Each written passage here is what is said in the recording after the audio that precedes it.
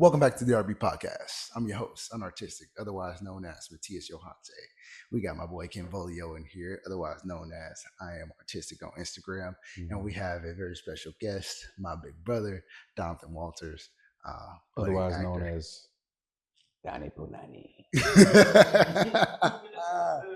Oh, gotta put a graphic to that. You should probably tell people about where that name came from. I've been telling folks about it. Donnie Sorry, this is your No, introduction. no. Donnie Punani, I feel like it's a great way to start the introduction. I feel like, yeah, Kenneth, you should.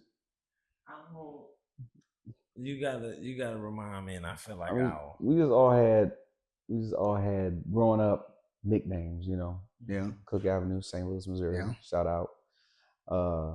And everybody just had, they nicknames. Nice. Buster Bees, baby. Oh no, those were not nicknames. So what people don't understand is those were the nicknames that our aunties gave us. True. Cameron gave us nicknames. The other ones, right. Yes. Kai and all these different ones. Kai. Yeah. And I was what? Matt with the big fat cat. You see, you notice a theme here with cats. Yeah. And somehow I was Donnie Punani. Then it got shortened to Poon over a couple of years. It was Poon. Every now and then just get called Poon. It works. So anywho. This is my big brother. He is an actor, NYU grad. yes, You want to tell us a little bit more about yourself? I know you have a highlight reel statement that you give people when you do meet I? them. I mean, I would imagine. Listen, I'm an actor and I'm an artist, might I say, in the more of the performing arts side of things. Writer, director, voiceover artist as well. Yeah, theater, film, all the works. Mostly do theater stuff. Got my degree, both undergrad and grad, in theater, or acting. Let me say, because actually my undergrad was in screen acting, which was like a joint degree between film production and in front of the camera, behind the camera, pick up the camera. I know how to edit. I do all the stuff, all around that. The medium, the visual medium, and the performing arts medium. So I'm a human vessel of storytelling. Ooh, the desire. That's also a graphic. Yeah.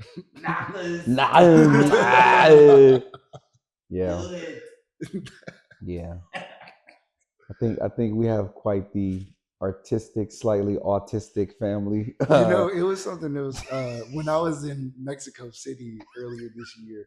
I was with all my classmates getting our PhD, and a lot of us are artists or work in the arts. And I was just like, honestly, I think you have to be a little bit on the spectrum Absolutely. to do this. Absolutely. I mean, to be a philosopher too, but like to be an artist and to want to create and bring something out of nothingness, I think that you have to just be a little bit autistic and little that slight, that slight neurodivergence. I actually use the word neurodivergent. I feel like we're all artists, or a lot of artists are neurodivergent. Yeah. And that can translate over into like social, behavior. But I think that it has a lot to do with the way that our minds work and how we act.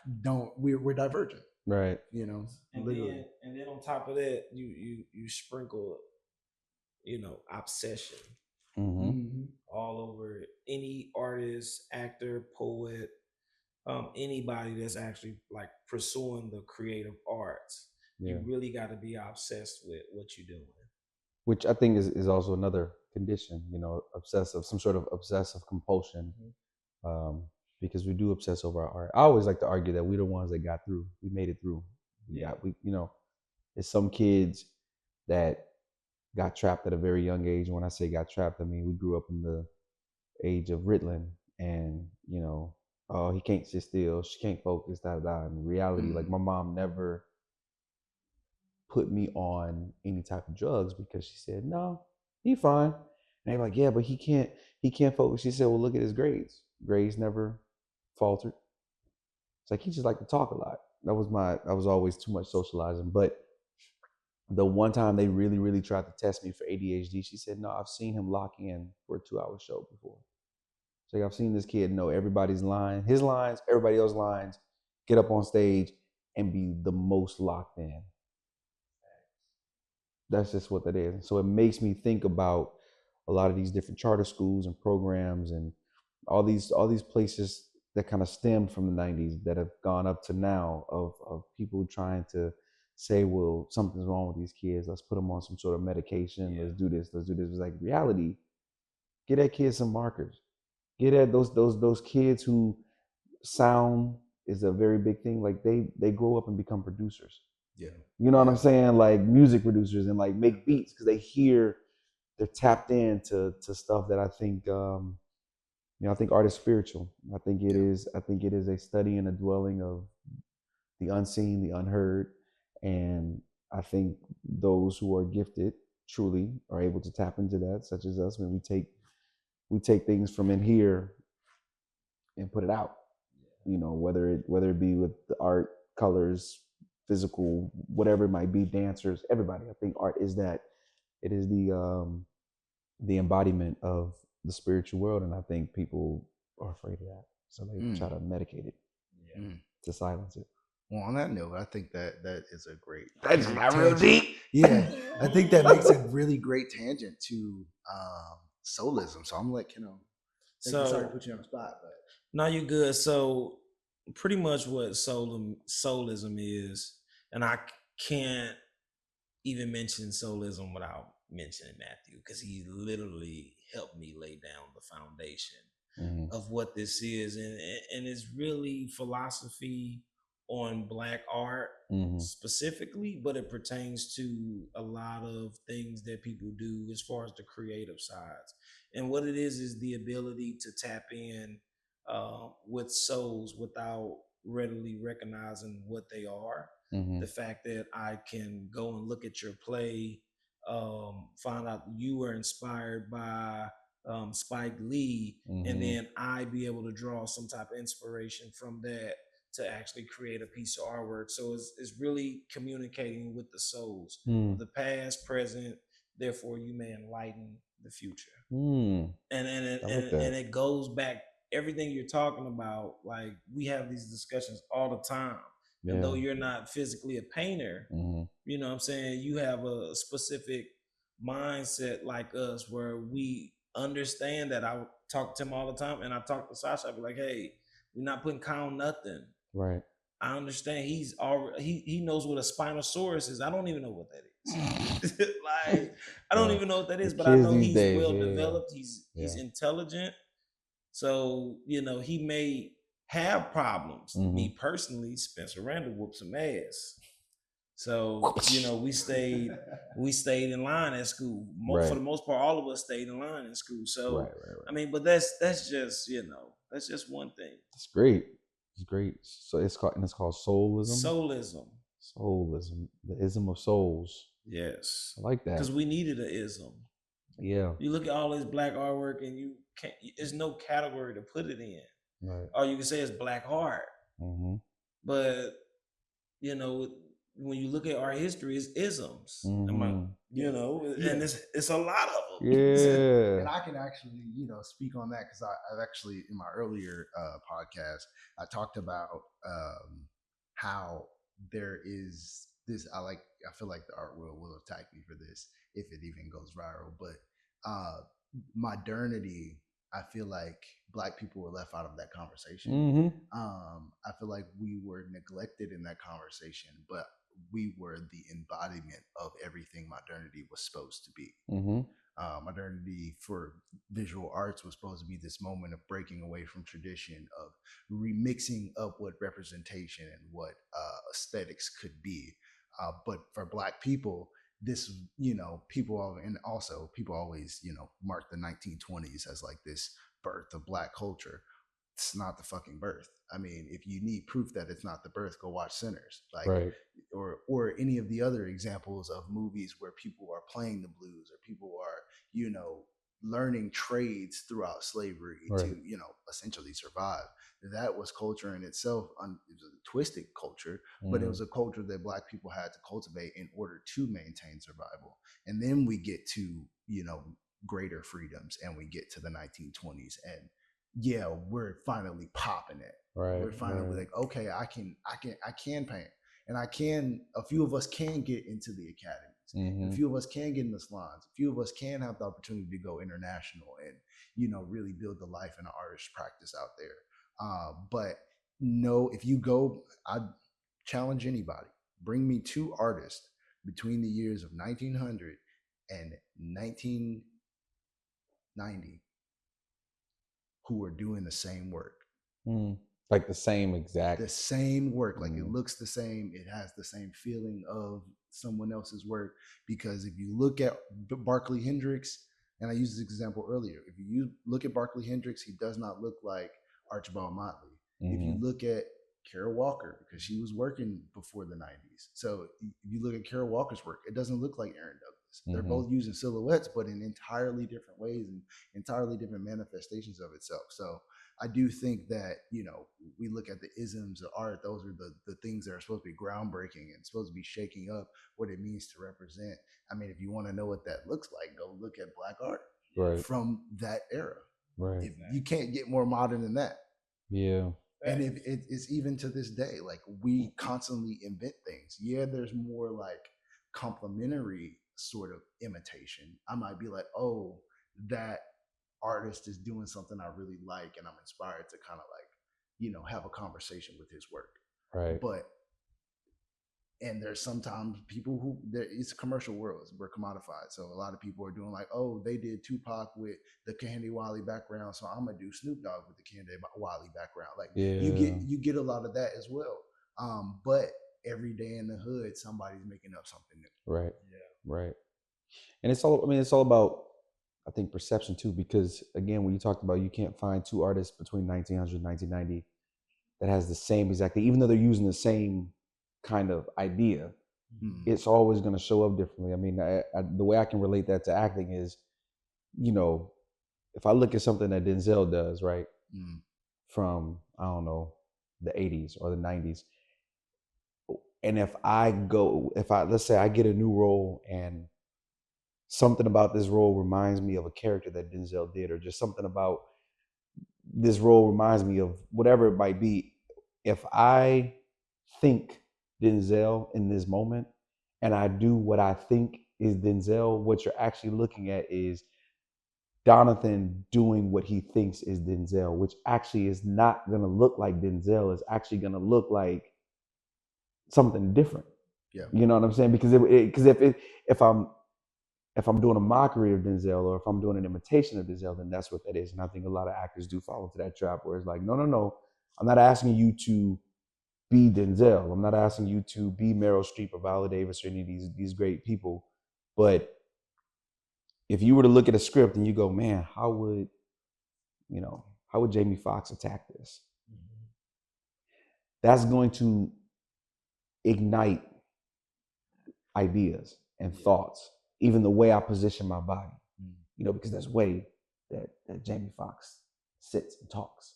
Yeah. He's forward like this. Yeah. But even me doing this, if I didn't say this was Jamie Foxx, no one would know that. Oh, he's because this is my interpretation of what Jamie Foxx does. Yeah. You see what I'm saying? Yeah. And I think there's a freedom in that. Yeah. You know what I'm saying? Just a riff off of what you were saying of like, you look at it's the same concept. We all learn the same in my acting programs. We learn the same techniques, the same assignments. Based on my, right, even in our programs, like you learn the same stuff. You learn the same history. Got the same tools.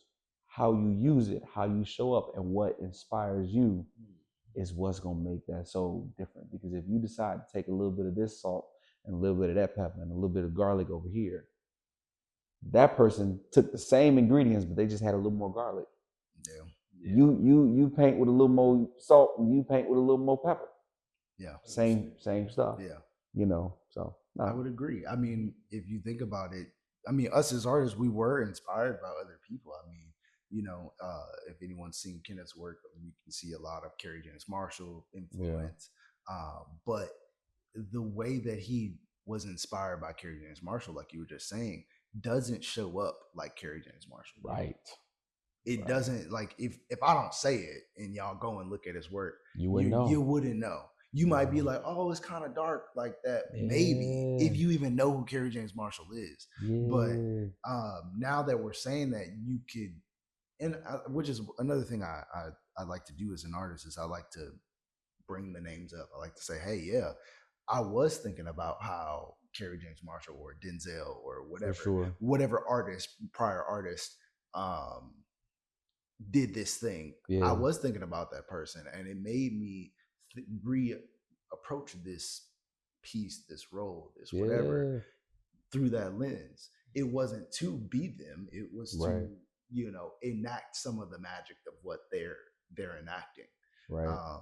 And I say that because I tell people all the time, I use ties in my work all the time. It comes from an artist, Kevin Cole. Yeah. He's an Atlanta-based artist. He's had a pretty long and great career, and he uses ties. He tells a story about how his grandfather took him to the tree that black men going to go vote would be hung from, and they would be hung from their neck ties because you would get dressed up to go vote. Right. And that inspired him to really make a lot of work about voting suppression and gerrymandering and all of that stuff. But like a lot of his work for a long time was like sort of these abstracted, colorful ties and stuff like that.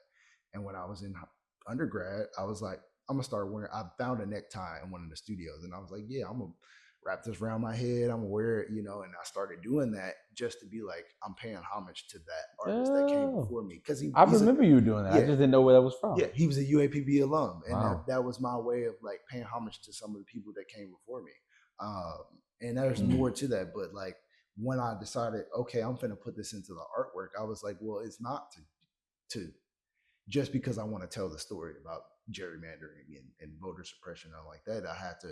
I attached whole new meanings. And if you come into my work, it has a whole new meaning. It has nothing to do with voting or nothing to do with voters' right or civil rights 100%. So I think that's a important piece, especially with visual arts, of saying who you were influenced by, because then you're not, I feel like you're not posing at that point. Right. You're not like posing like you're just this amazing thinker and innovator, like you're doing something so magical and new, but everything comes from something. Yeah, because nothing's new in this world. And then it shows you your lack of awareness. That's how we go back to self-taught artists. Like if you're not putting in that time to like do the history behind it, do the underground work, and you think you're the only person I heard doing this, and you say, oh, I'm the only person I heard doing this. Now you shitting on like 100 other artists that have been doing it for the past 100 years. Right. Thousands of years. You thought you was a fire drawer, like, bro, they've been drawing on caves. Like, come on, stop it. So, that's one thing. But when you go back, right, and when you was talking about like not doing something the same way, but I do feel like there is a gray area when it comes to it, because I've literally painted like Caravaggio or like David, but I had a deep understanding that I'm only gonna do it once, but I'm hands-on. So I feel like if you hands-on something, and definitely in art, where you're like, okay, I don't know why he's getting this type of effect, Kerry James Marshall and his paintings, and he's specifically using all black. I don't know that until I do it. Right. You see what I'm saying? Like even with abstract and all the things that I'm doing in my thesis show, I got a better understanding. So if you're gonna take that approach, by all means. If you're gonna not recreate something, but just do a work study, like, you know what I'm saying? Like I mean, it's inevitable. I mean, it's a priceless thing to be able to give yourself the opportunity to, as my team and I talk about, try it on like a coat, right? You don't know how the clothes fit unless you try it on. It's the reason why we have dressing rooms, right? So allowing application to be your dressing room, your artistic dressing room, of like, okay, cool, I'm gonna take this shirt that's already made, I'm gonna take these pants that's already made, I'm not gonna follow the mannequin. Matter of fact, I am. I'm gonna see what the store did. I see how it looks on the mannequin. Let me put it on. Don't like it. But if I go take this shirt and try this on, oh, okay. So the pants and the shoes still work, but the shirt is different. Like to me, I think there's just that's fun to me. That's what to me, that's where art becomes fun. Yeah. You know, when you're not trying your best to, oh, I want to do something new. I want to be so innovative. I want to be so this. Like, yeah, that's our intrinsically deep down inside, that can be the goal of like leaving a mark, making a statement. But if you take two people's work already and you emulate that first, all right, let me study. I'm gonna be very surface here because I don't know it. My knowledge of artists is not as vast as y'all are. But let's take a Basquiat, right? Okay, cool. I'm gonna study this thing, which I heard he used to just do shit. You know what I'm saying? And now here, here we are. But then also I heard other stories that like he took some shit, he stole some shit. Like, oh, he took art already and threw a crown on it. I'm gonna just do this. Bam! All of a sudden, this new Basquiat thing. It's like all he did was applied this. That was already a thing. He applied this, and threw his crown on there, and that was it. You know, arguably. So I mean, with that, let's talk about it. So I mean, I've done a lot of research on Basquiat, and I did not appreciate his work as much. I knew that it was good. I was one of those artists that was influenced by The Crown back in 2012. What happened? Say good. Yeah. Oh, 2012, 2015. But one thing I can say about when you get down to it, copying somebody is exhausting. When I did that Death of Socrates painting, it took me like 2 years to do it. It was exhausting. Like trying to do somebody else's stuff. I will never try to paint like nobody else again, bro. Yeah. But in that lesson, I learned a lot of things about oil painting. Exactly. Different materials, different solvents, what type of oil paint work, what type don't. So, you know. To me, it's like, it really is when people are like, are we cooking? Like, that's exactly what that means. It can be frustrating following a basic ingredients when you're making a meal. Because you look at the box and you're like, what? Add 2 teaspoons. That can be, but you do it enough. And now you got the ingredients, and now you can start to freak it a little bit. Like I mean, I can run on and on with this, but you know, that was another one of my tasks as an actor for any of the actors watching, artists watching. You know, one of my tasks in grad school, I used to like, you know, start working on your lines, start working on your characters while you're cooking, while you're preparing a meal. I encourage you to start cooking more. I was like, oh, okay, you know, I'm in grad school, I get time to cook. But he's like, take a Sunday or 2 and just have your script in the kitchen with you and just cook a meal and notice how delicate you are with applying different things. You're following directions, you're following the ingredients, but you yourself, you figuring out what works for you. And that's exactly, to me, that's my process. So I love it when people in the studio are like, oh, we cooking up and shit, like, paint, oh, we cooking. Like, the idea of cooking is you, or let's say the Beyonce method, right? You take it, you freak it, you take it, you learn it like it is, and then you freak it.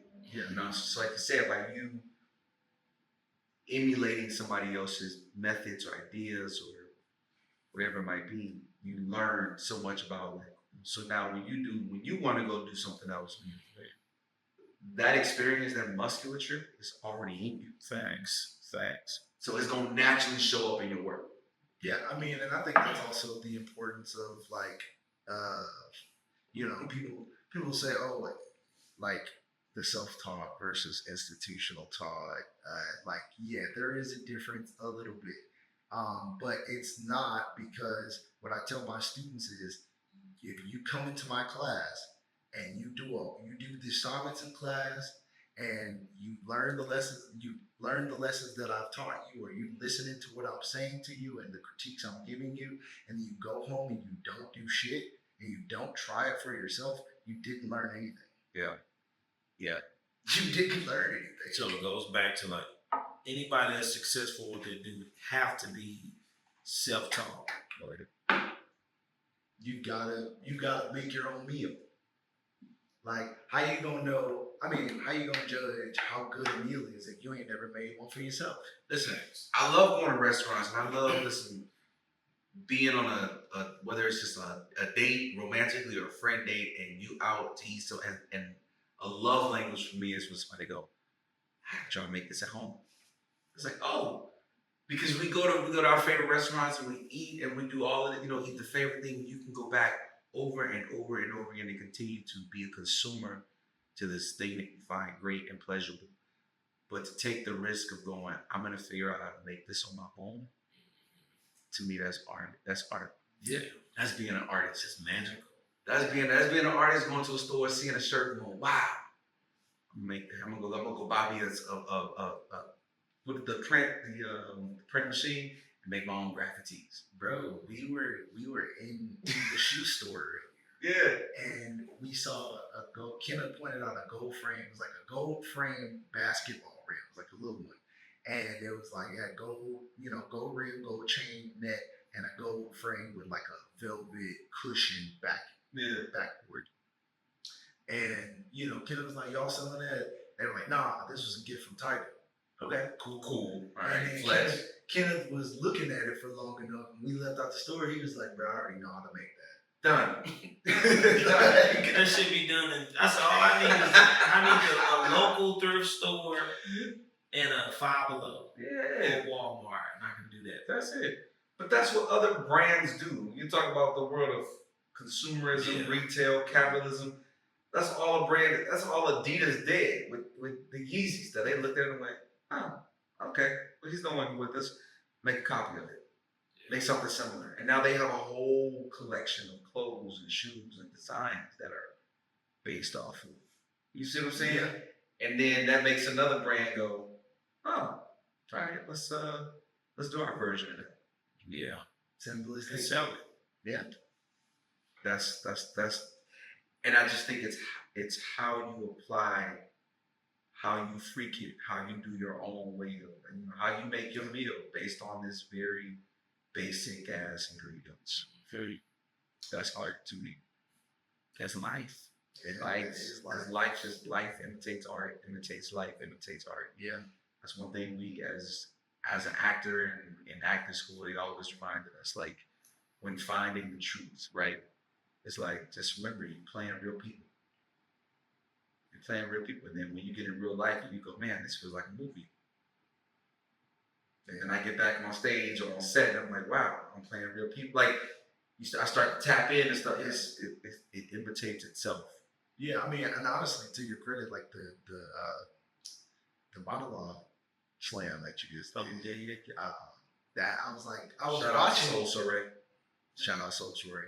I was watching it and like, I mean, I know you my whole life. I know what your face looks like, but I'm watching you on stage and I'm like, it was moments where I'm like, I'm listening to what you're saying. I'm kind of hearing the crowd react. I'm just kind of trying to follow the story of monologues. I had never seen the play that you did it from. But there were moments I'm like, this don't look like him. Oh, interesting.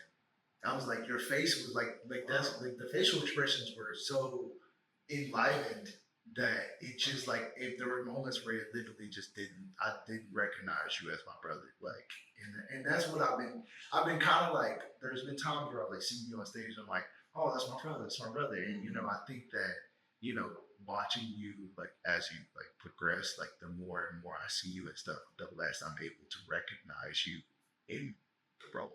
Wow. It's crazy. Like for me, it's like when I watched it, this like what I'm doing right now is what I did the whole time. You understand? It's like, and I've watched plenty of shit. You know what I'm saying? I've had the pleasure of seeing some of it in person. I want to see more, but it's like, no, this Joe Dia Diaries. No, this. This the same person that used to force us to learn them lines when we were, 10. You understand? So it's like, when I see it, it's like, I'm happy. Every time you're doing a show, I try my best to get to it. And the whole time I'm like, yeah, we out here. That's what we do. do. We really doing this. So this is what we do. Like I don't know, but it's always like so good. Honestly, and I'm a heavy critic. I watch a lot of movies. I watch a lot of plays. I watch a lot of musicals. That's what I do, and I'll let you know it was ass. Yeah. But like a lot of the stuff you do is everything that I've seen. It's been phenomenal. It's just like most when me and Matt ready to make good artwork, when we like, all right, we ain't doing BS work today. Like, we'll slap some shit together. It still be fire. Yeah. But when we say, oh yeah, we finna lay it down, it's like he has yet to disappoint me. And I feel the same with you. So when I see it, it's like, smile from ear to ear type shit. Thank you. Yeah. Thank you. No, that means a lot coming for you because obviously we do go back to. I mean, I've been an actor as long as y'all know me. Y'all been artists as long as I've known you. You know what I'm saying? Like we've kind of all kind of riffed off each other as kids, and I appreciate that we were each other's subjects in a way growing up. You know what I mean? And that's the power of that's the power of family. That's the power of an artistic family, which I can understand the Jacksons. I can understand, the Braxtons. I can understand any artistic family. I go, yeah, I get it because the world watched them on platform. Yeah.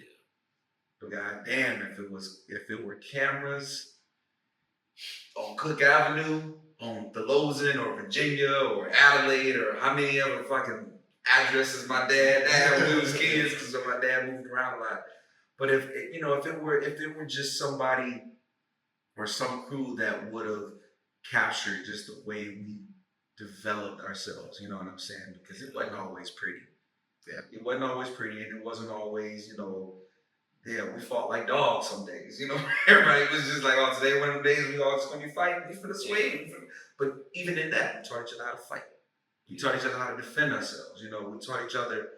All of the way we move through the world, for the most part, ties back. Even the stories that I personally, as a writer, write, they all are rooted in a lot of the things that I learned on Club. And cooking is like it's resurfacing. It's like, bro, it's like I may wake up. Some days bacon and eggs may just be bacon and eggs, but some days bacon and eggs may be cooked. Yeah. And I think triggering it takes you back. Mm-hmm. Yeah. Yeah, I mean, and you were just talking about how you like the metaphor of cooking. Like, and it's like, it's really crazy how serendipitous life can be sometimes. Actually, like, oh, you don't even know how influential even just the street you grew up on. Right. You've had a lot of core memories that you don't even know how that really plays into the way you're going to think. Like the way you're going to develop your thinking. Right. Yeah, it's really crazy. So, what are you doing now? As if you've done some pretty cool things, like you were in 2K.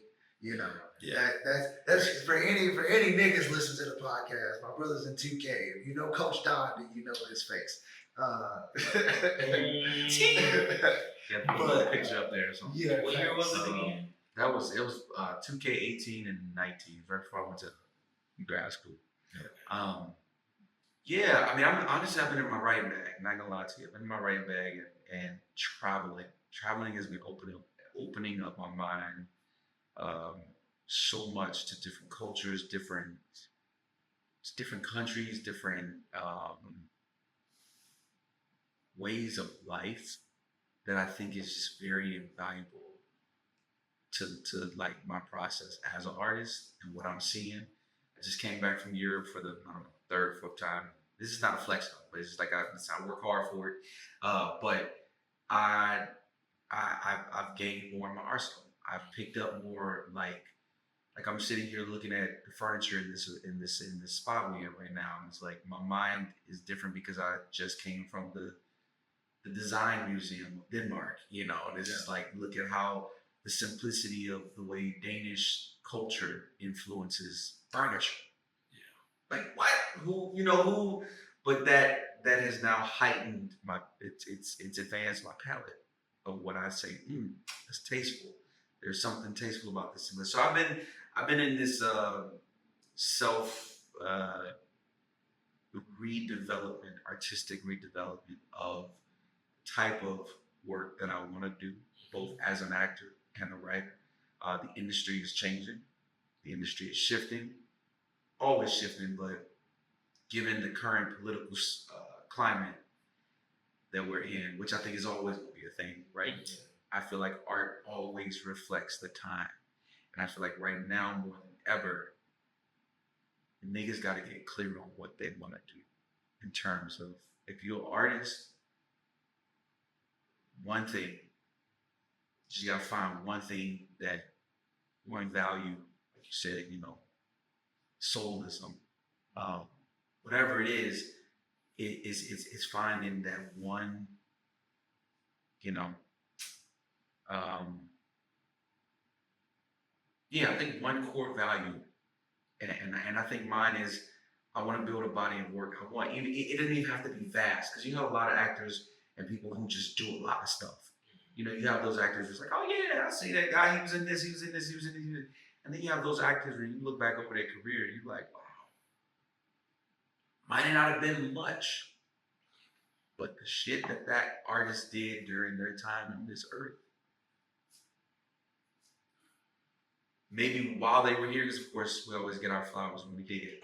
You know, that's just what it is. But it's like you look back at certain people, the artists that y'all have mentioned here today, it's like, I don't know how popular they were when they were doing it. Yeah. But it's now that they are being studied and referenced, you know. Same with actors, same with writers, same with I think anybody. It's like I'm in this place right now where I'm asking myself some very deep questions, and I'm thankful to be asking them in different countries, different places, going, how do I reflect this? How do I reflect this? How does this show up in my work? How do the conversations that I'm having, the relationships that I'm having, how do these things show up in my work? And then when I get a script and I look at it and go, it's gonna make a lot of money. It's boo-boo. It's not what I want to do. So it's always that negotiation, right? And I know a lot of colleagues who have turned down some really good opportunities. Yeah. Because it didn't align. So right now I'm in this place where, yes, I still have, you know, I'm doing voiceover work and got some stuff coming out that I can't really talk about, you know, publicly, but you know, writing has just been my thing right now. There's something that happens to my brain when I'm writing that doesn't happen when I'm acting. It is very interesting because I've always been a writer. Like you said, you go back to Jodia's diary, and in my head, I'm consistently reminded that, yo, I never saw myself as a writer, but damn, I've been writing since I was a kid. I just didn't. I've always identified myself as an actor and an actor only, but now I'm actually taking, I didn't go to school for it. I didn't go to school for writing, whatever. I understand storytelling as an actor. I know what I like to see in the script as an actor. So I try my best to emulate that as a writer. And then I realize that writing is rewriting. Acting is reacting. Anything is doing it again. Yeah. You know? And so the more I write, the better I'm getting, the more feedback I'm getting, the more I'm recognizing how other actors are attracted to my work, and it's like, oh, okay, that's how those words come out of your mouth. Like, cool. Let me make this easier for you. When I see actors stumble up, like it's so invaluable, and I'm not so precious about it. You know, in this last process I just did, you know, I would write some stuff, and my best friend Steve, he was directing it, and it was at one point he was like, "Bro, I'm sorry, can we stop? It's cringe." I was like, "You got it, cut it." Now, mind you, I spent 5 hours writing that monologue, but it didn't work. My job is to write. Everybody else's job is to interpret it and pick it up and do all of it, just as I am as an actor. Is my job is to embody this, and if I'm having trouble embodying it, then you can go back to the drawing boards. When I'm writing, I often feel like the characters are talking in a different way. It's almost like in my mind, I go to a different room, and it's a room that has always been there. It's just a room that I haven't done much working in. And now that I'm actually sitting in that room, the things that are coming out of me, that are coming up, references, things that when I go back and reread my writing, I'm like, where did that come from? It came in flows. I got something that I want you to read. Okay. If you know, so my class this summer it was Wrong is Not Right, and That was the name of the that class. was the Wrong name is of the not class. right. So every class, every day before class, she would send us something that's like just bizarre. It's just like some of the shit we read. I'm like, who takes the time to sit down and write this, let alone like think of this, right? But to kind of like shift gears, I want to talk about how you feel about Ryan Coogler. I have been raving over this guy, not because I see myself in him. I definitely see myself in him. That's not the only reason. But I think about you. Like, a lot of people don't know, and they probably never will know. Like, what life was like growing up in St. Louis for us. Like, and even when you weren't on Cook, you were still on Grape, and Grape wasn't the best. Which is another food. You know what I'm saying? The fruit street. Cooking grapes. Yeah, so we cooking grapes. We drinking grapes. But like, I'm inspired by his ability to tell stories. And like that's another reason why I was so pissed because I didn't get to come up there because I'm like, oh, he wrote something? Yeah. I didn't even know he was writing until I, just so happened to get on IG and like he wrote something. No, don't get me wrong. No, that's me though. I'm now getting comfortable with saying, hey everybody, I wrote something. Because I do feel like now I do remember seeing some of your short films. Specifically the one with you and your wife and y'all was at dinner. One of my favorites. One of my favorites. Yeah. But which is inspired by Mr. and Mrs. Smith. Yeah, obviously. It's very on the nose. But it was amazing. But I wasn't sure if you wrote that. You know what I'm saying? But like, so I had the idea that I'm like, okay, maybe he wrote it, but I know Donovan is an actor. But now I'm coming to know like, my cousin is more than an actor, and I should have been saw it because I remember you been writing your life. You know what I'm saying? What you think about it? I think he's I like to try to emulate him a little bit and like how he would say things. I think he's a great guy. I think he's to be so authentic on your elevator to the top is goals. Ryan Coogler, and the reason why I just did my impression of him is because he has been that since the beginning. Yeah. And the fact that this man who sound like this walked into Warner Brothers and bust the deal that he bust. Yeah. He's got studios trusting him with $100 million projects. Franchises, Black Panther. Now granted, let's give him the black one. Yeah. That'll do well. Let's give him the black one. Well, but doing the best down there. But he did it. And it's now starting to branch off. He's doing other Marvel things now. Shout out to Ironheart, support it. But like,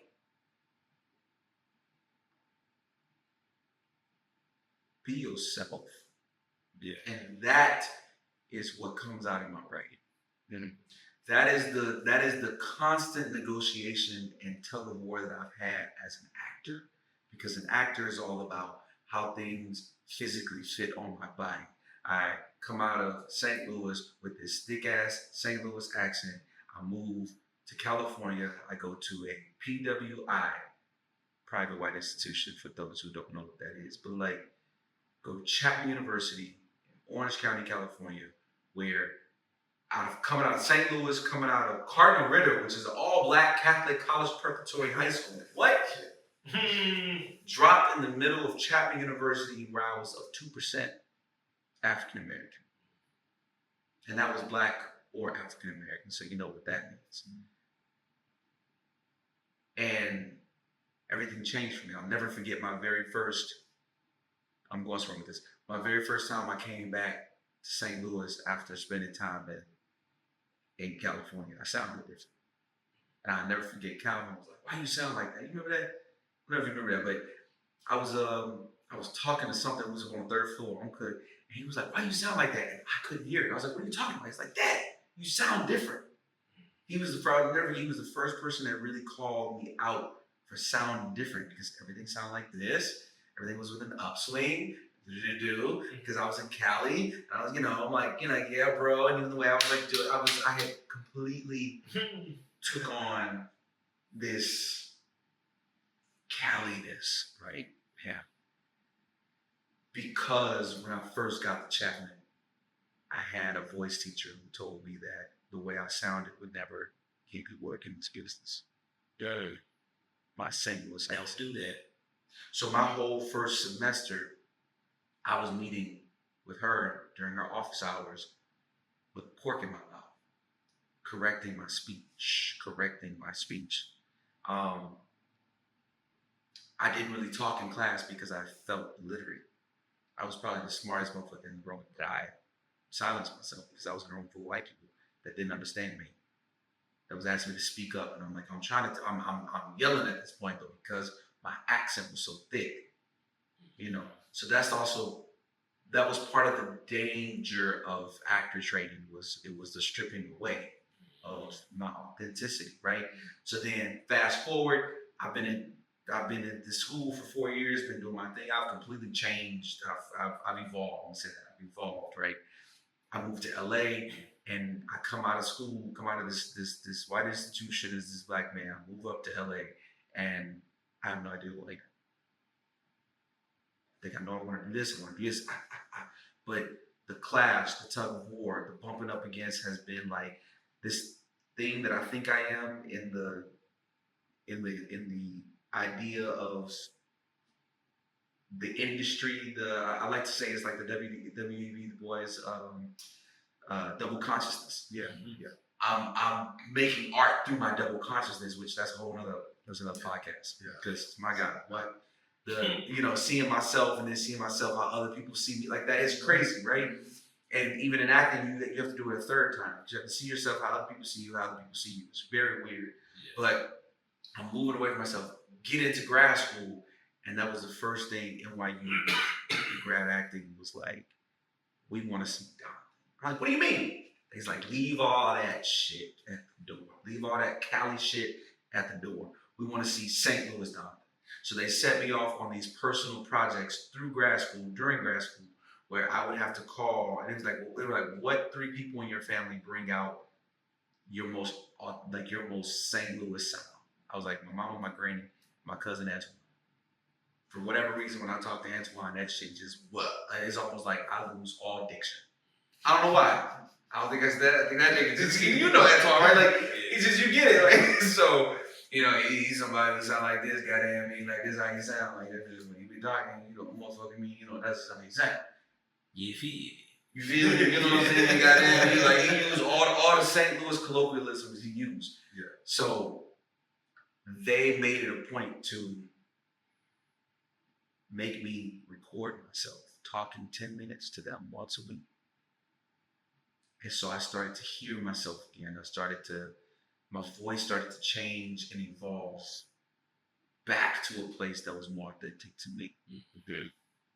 So that was my long way of saying I fuck with Ryan Coogler because that Oakland ass nigga has been Oakland ass nigga from the beginning. Shit like I was from Vallejo, right? Like the way he be like, and it's like even listening to him explain the difference between, like, to break it down in layman's terms to people why they needed to see Sinners, which was a fantastic film in my opinion, why they needed to see Sinners in IMAX, and breaking down the difference of cameras and how they filmed this and what they did. And I'm listening to him say this in this thick ass Oakland accent. Yeah, bro, that shit. Like he's on the highest platform. It's pretty phenomenal. Educated. Yeah.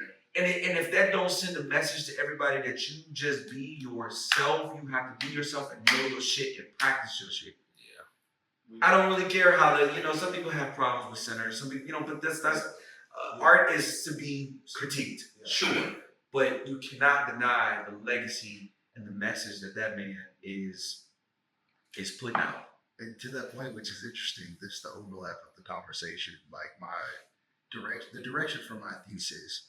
Yeah, it's about animations and how Black people are going to be represented or have been represented in animation. Dissertation. My dissertation. Because we got a PhD logo. Sorry. Yeah. The dissertation is on the way. I'm actually going into the year of learning how to start writing it, and it's really it's going to be about animations and the representation of Blackness through animation, but the roundabout theme, and I've been saying this since I started this PhD, is like I want it to be called "You Don't Have to Be Like Everybody Else." Illinois.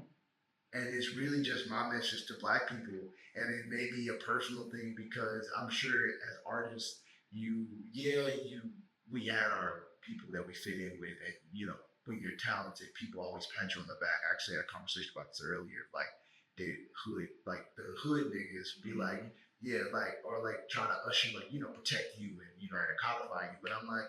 Yeah, look at a little bit. It's like, when a nigga that's really out there and on the streets, he see you doing something right. Not talking about you, like, yeah, brother, keep doing that. Stay out of the way. Right. But the point I'm getting to is that, you can try to, match up to these weird sort of standards of Blackness and what it means to be Black, in Black man in America. And all this other stuff and what it means to be a real nigga, whatever the fuck that means. Right. Or you could choose to be yourself. I was always myself. Yeah. You know what I'm saying? Like, I may not have knew what that self was, but I was that self. And I didn't job with a lot of Black people. I didn't feel comfortable or like I related or like I fit in with other Black people. And now that I'm an adult and it's more popular for Black people to watch anime and to get weird piercings and to paint their nails or whatever it is that you choose to do to represent yourself in your most authentic self. Before that became a little bit more popular, it was always, oh, you ain't a real nigga. Like, oh, you a nerd. You just a nerd. Like, now. Loser.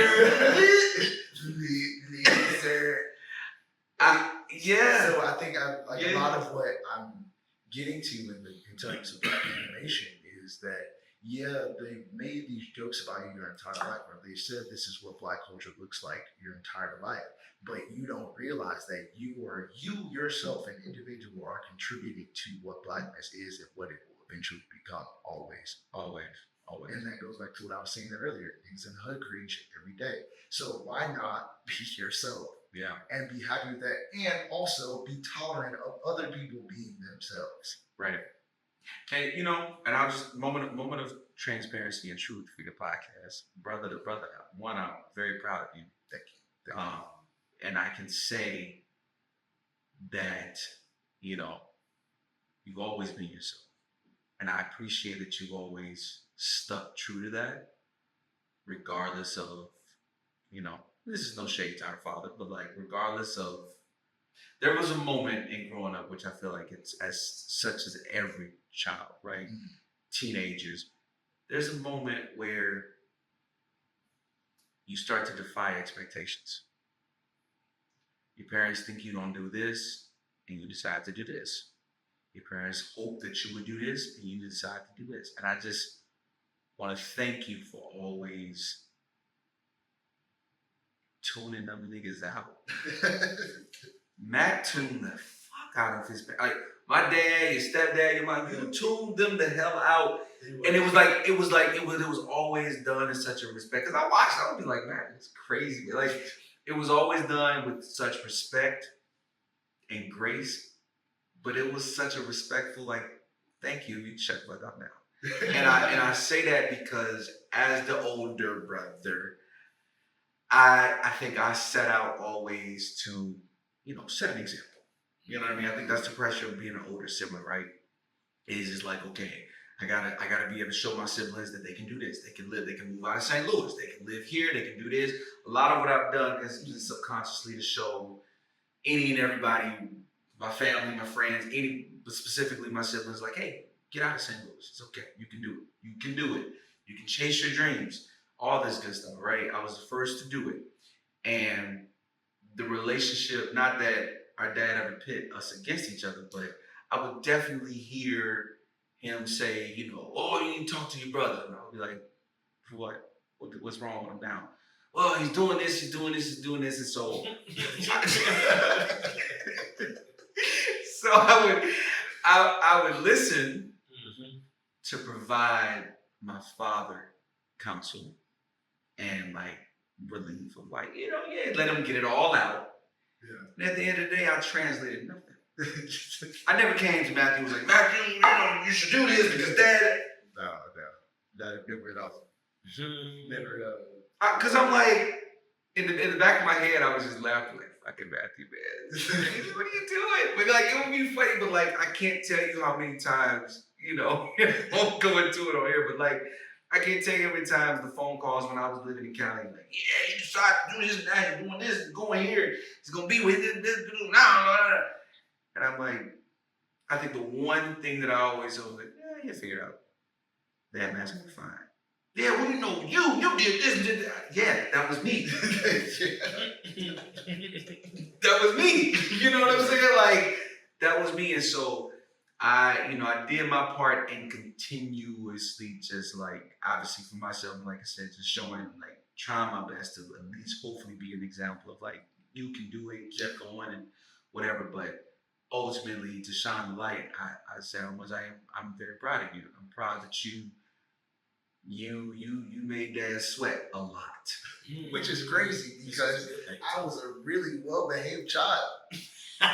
Comparatively to some of my siblings, I was a really well-behaved child. But somehow it was all, every time I talk, you go, brother, you brother this, brother. And again, it was fatherly love. Because I obviously don't want to throw our dad under the bus, but like, it was all just out of like his own care and just wanting to make sure you was good. Yeah. But I think the way you did it was like you really rocked to your own beat. Yeah. And it didn't look like what I had set up. I had set up like, I have this, it looked like I was doing this, which again is something that I'm continuously working with. Here I am 32 years old, and I'm literally actually trying to figure out how to upend a lot of what looks like perfection to myself. Because I'm kind of, after that shit gets tired. Yeah. Whereas rocking to your own beat, I think that's the privilege of not being an older sibling. That you get to just be like, well, I think when you're a middle child, because there's a 6-year gap between, there's a 4-year gap between us. He's 32, I'm 28. And then there's a 6-year gap between my younger siblings. Mm-hmm. So I'm like, it's me, and ain't nobody near my age to really like on both sides of my family to chop it up with and really relate to. Like when my daddy, it was y'all two, and then he lumped me in with Kaylin, and then when on my mom's side it was my older siblings, and I got lumped in with Ethan. Yeah, it's like I'm 6 years older than both of you, right? Like, and you're not the baby, you're not the oldest. Yeah. So it was just a weird like, okay, well, let me just retract and do what I gotta do. And I may have like made people sweat or like went to my beat on my own drum, but it was always, like you said, it was respectful. I listened. Yeah. I will say I listened. Whether I agreed is a totally different or complied. It's a totally different story. But I will say that I like going in there. I feel like I always looked up to both of y'all in very different ways. Yeah, I did.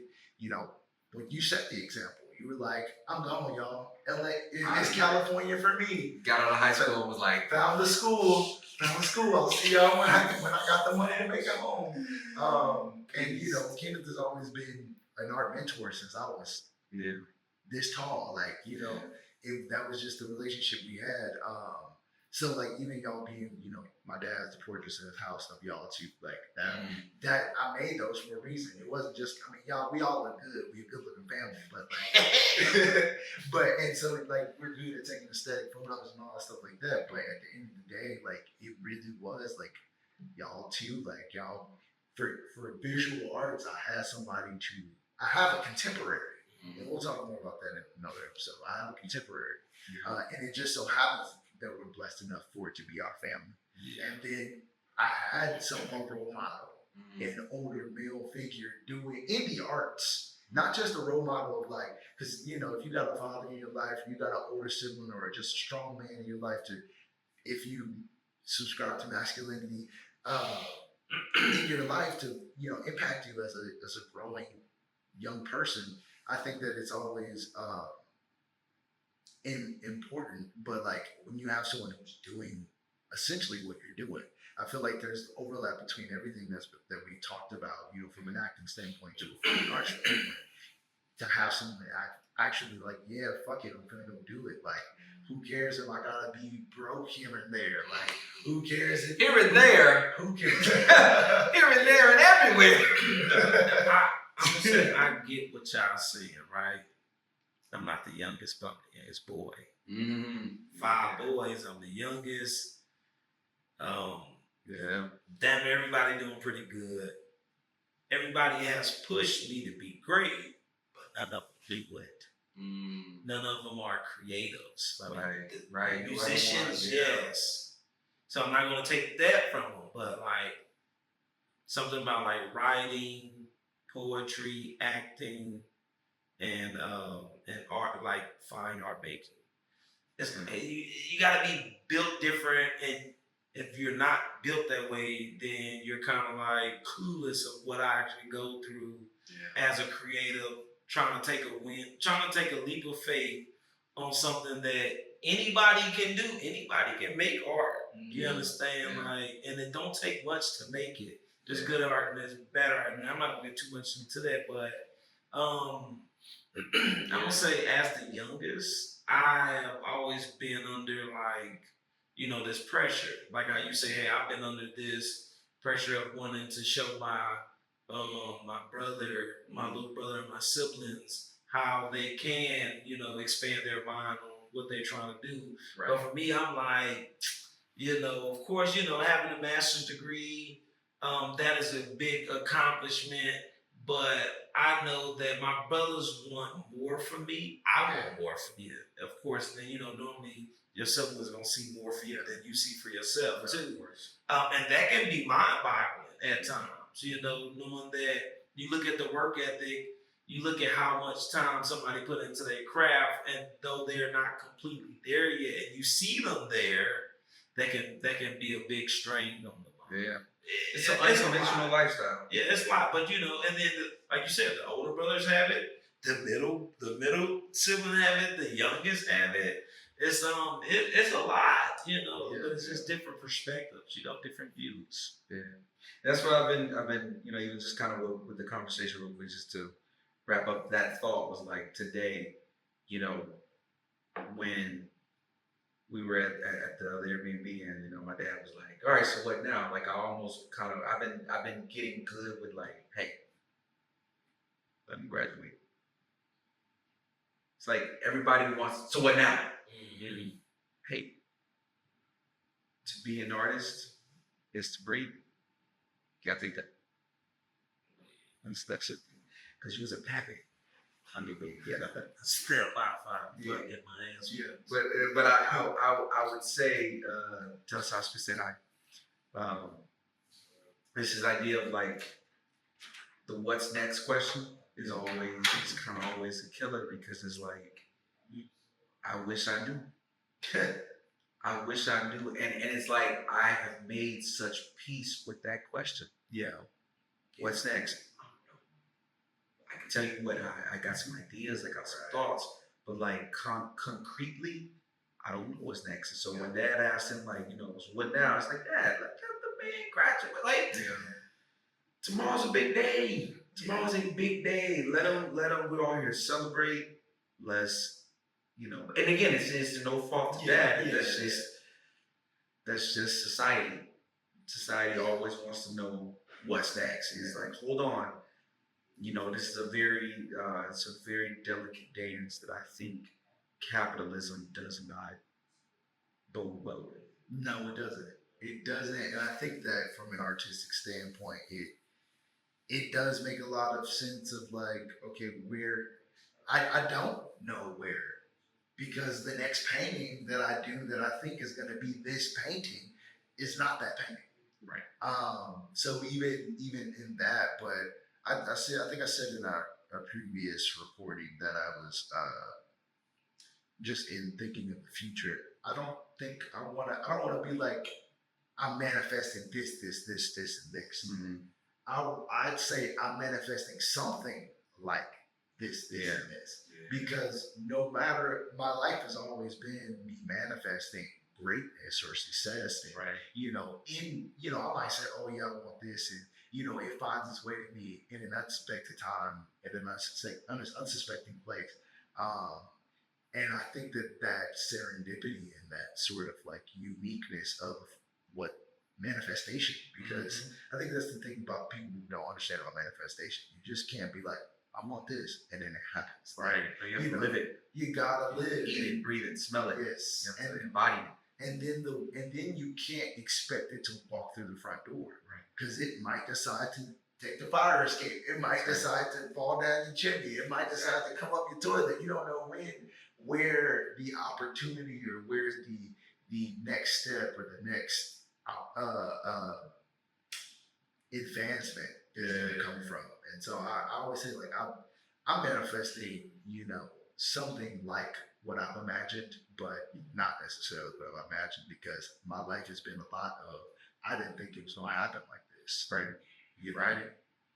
I mean, hey, that's mine. I'm always one audition, one phone call, one handshake, one at this point, one draft of a play, a screenplay.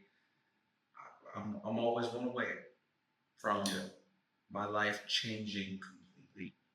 And like I said, I think I've made peace with that. And so it's always a good question of like, I always say for any non-artist family, friends, like if you got those people in your family, like instead of what's next, sure, couple what's next with where are you right now? How you feeling?